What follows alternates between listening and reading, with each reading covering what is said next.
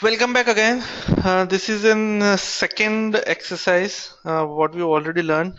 So this is an additional exercise which you are going through. So over here, we'll first do a quick recap, and do a couple of exercises which will help or which will create a base for the other kind of a chart. So over here, we have been given the stock prices. Data has been given to us. Day has been given to us for the last 30 days. Now there are multiple charts which are available to us, which you already learned in our previous exercises. So first let me freeze this, or let me, okay. uh, so we will select the data. We'll click on insert.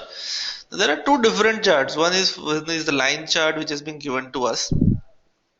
Please note, in the line chart, there's something called this line appears over here, and this other chart which appears over here. It is primarily because the day which has been given to us. So Excel considers that day is one kind of a chart, stock price is one kind of a chart. However, we don't want that to happen. So what we'll do is we will remove this day and then select this entire chart.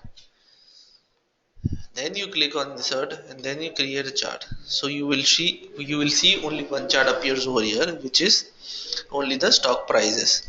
So Excel will consider where the header is not there as a X axis. But if you have multiple headers missing, then it sometimes create an issue. Then you have to check what's basically the issue and what is the X axis, what is the Y axis, and then you should name the axis over here. Okay, so that's basic chart, which is a line chart which has been given to us. Second is my column chart. I can directly create a column chart with the name and everything printed over here.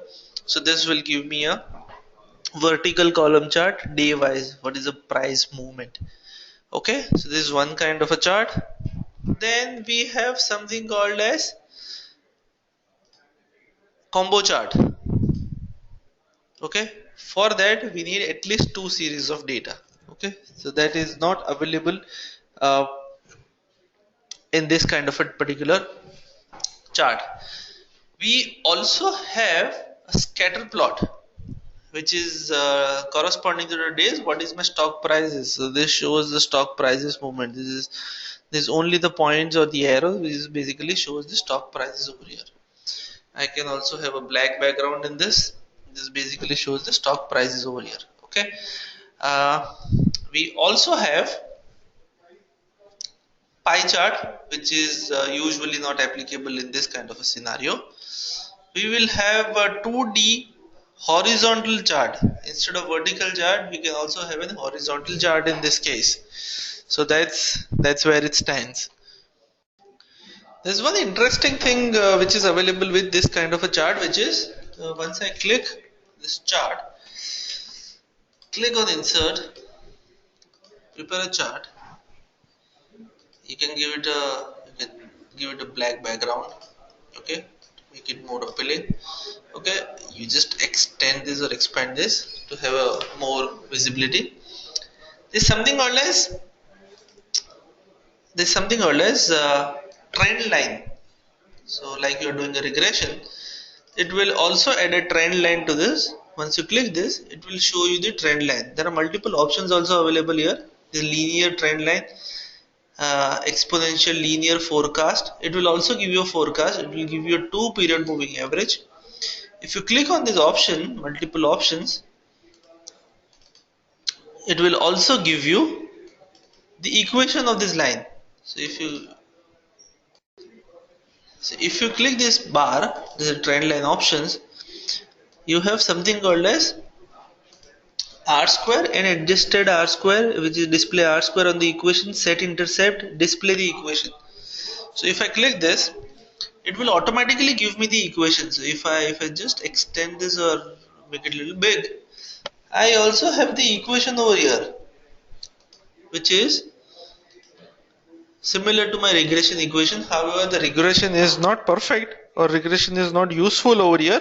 However, I can if I have such requirement in future, then I can surely have the regression equation over here, which is y is equal to mx plus c and the r square, which is the how useful this regression has been. So this is not a good indicator, and this is not the best of the regression analysis on this particular chart. But yeah, if my data is such, then I can have the line, I can have the moving average if I'm doing a analysis on the stocks, or if I'm creating any kind of a technical analysis, then this is surely useful. Okay, then there is something called as uh, change in marker. So I will go to this change in marker. I will create the chart over here. I will create a line chart over here. I will remove this data or day. I will create a line chart over here. Insert a line chart over here. I'll give a black background. Okay, so this is more useful. Then there is something called as, I will shift this chart a little up, so that's more useful for me when I'm doing any kind of an analysis over here. So I just have to uh, click on the in the chart elements. I can have the data tables over here. So over here there is something called as options when it comes to marker. So I just have to select a marker. I'll click on this paint kind of thing, series options or format data point. There is something called as marker over here. I can have the marker option, which is says built in. So I can have any kind of a marker over here, or any kind of a dash or cross or something of that sort, and I can increase the size or decrease the size over here, so you can see the marker appears over here. And I can have the fill as well, as in I can have the color change as well. So over here you can see that I can have the similar with this kind of a application applied to other kind of markers as well. Okay, and I can have the different coloring schema for this as well. However, there is something called as dotted line concept, in which I can I can extend this chart, and I can make this appear, make this final line appear as a dotted line, or any line appear. So if my projections are around, I can make it appear as a something which is more unique and more visually appealing towards the eye. So let's select this longer line and see the effect. I can do something like this, and I can have a dotted line or a projection with a different kind of a with different kind of a line or different kind of properties which that particular line carry. So that's pretty much about it. That's pretty much about the recap. We will also look at the charts, other charts like thermometer chart, bullet chart, bubble chart in the subsequent videos. Thank you.